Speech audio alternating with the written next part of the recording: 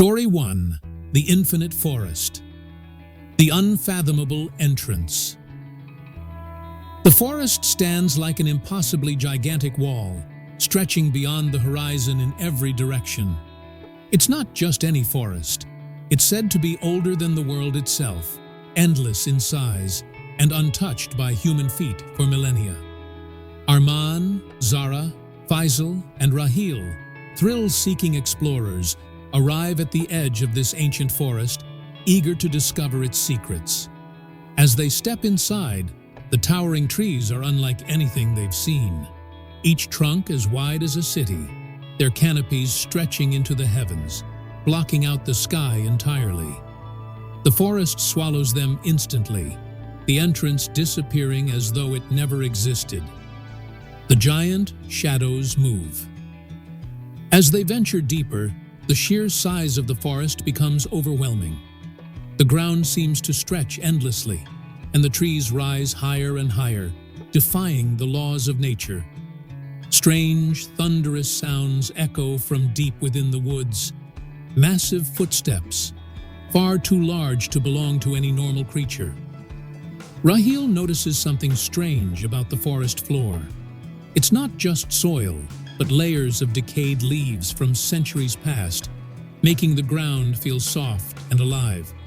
The group begins to feel insignificant, like ants in a world made for giants. The never-ending days pass, but the forest remains unchanged. No matter how far they walk, it seems like they've made no progress. The trees grow denser, their branches intertwined like massive serpents, making it nearly impossible to see the sky. A sense of timelessness sets in. There's no day or night here, only a continuous gray gloom. Arman notices strange symbols carved into some of the ancient trees, markings that glow faintly in the darkness. The forest feels alive, as if it's shifting around them, trapping them in an endless maze. The behemoth in the distance. As the group presses forward, they hear it, a deep, rumbling growl, so powerful that the ground trembles beneath their feet. They stop, frozen in terror, as something colossal moves in the distance. Through the dense trees, they catch a glimpse of a shadow, something enormous, with legs the size of skyscrapers. Whatever it is, it's beyond comprehension. A creature so big it could flatten entire cities with a single step. Zara suggests turning back, but Faisal insists they continue. He believes they're close to discovering the heart of the forest, but the others are not so sure. The ground shifts. The forest floor begins to change. What once felt solid beneath their feet now seems unstable, like they're walking on the back of something enormous and breathing. The trees sway as if alive, their roots shifting under the surface, like the limbs of an ancient beast. Suddenly, the ground heaves, throwing them all off balance. As they scramble to their feet, they realize the forest itself is moving, as though it's trying to shake them off. Arman starts seeing enormous eyes in the distance, peering at them through the thick trees.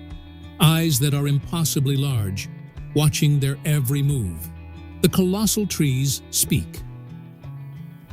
The deeper they go, the louder the whispers become. It's not human voices they hear, but the groaning and creaking of the trees themselves.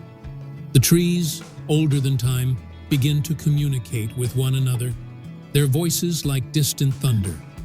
They seem to be warning the group, telling them to leave. But it's too late. They've ventured too far. The forest has already trapped them.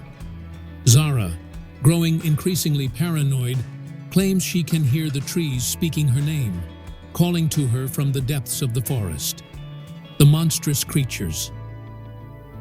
The explorers realize they are not alone. Gigantic creatures, as ancient as the forest itself, begin to stir. These monsters are beyond anything they could have imagined. Some with limbs as long as the trees, others with eyes that glow like moons.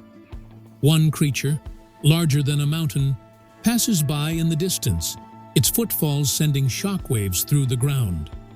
The group hides, trembling as it passes, but they know the forest holds many more of these gargantuan beings, and not all are so merciful. The endless night. The forest descends into an unnatural darkness. There is no sky above, no stars or moon to guide them, only an all-encompassing blackness that presses down on them like a weight. The whispers grow louder, turning into incomprehensible roars that shake the trees. They try to light torches, but the forest seems to absorb the light. They realize that this night may never end, that the forest itself controls the cycles of time. Rahil vanishes into the darkness, and despite their best efforts to find him, they are lost in the endless sea of black. The giant beasts awaken.